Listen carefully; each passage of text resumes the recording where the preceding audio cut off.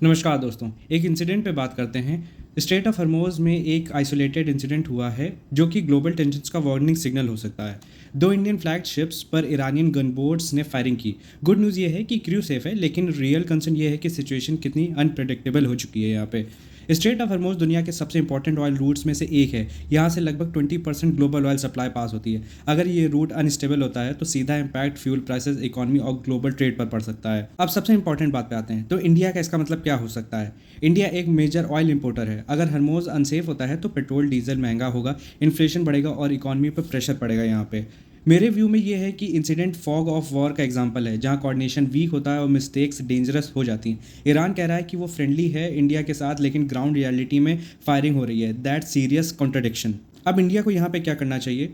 Diplomatic pressure maintain करना चाहिए, Iran के साथ डायरेक्ट कम्युनिकेशन स्ट्रांग रखें ताकि। दूसरा, नेवल सिक्योरिटी बढ़ाए, इंडियन नेवी की प्रेजेंस गल्फ रीजन में इंक्रीज होनी चाहिए। तीसरा, ऑयल डाइवर्सिफिकेशन होना चाहिए, मिडिल ईस्ट डिपेंडेंसी कम करनी होगी, अल्टरनेटिव सप्लायर्स एक्सप्लोर करने होंगे जैसे रशिया।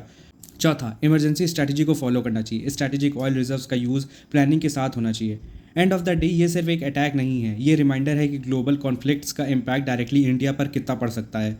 अगर सिचुएशन एस्केलेट होती है तो ये सिर्फ रीजनल नहीं, ग्लोबल क्राइसिस बन सकता है। आपके क्या ओपिनियंस हैं? कमेंट सेक्शन में ज़रूर बताइएगा, और वीडियो पसंद आया तो लाइक शेयर एंड सब्सक्राइब करना ना भूलिएगा। जय हिंद।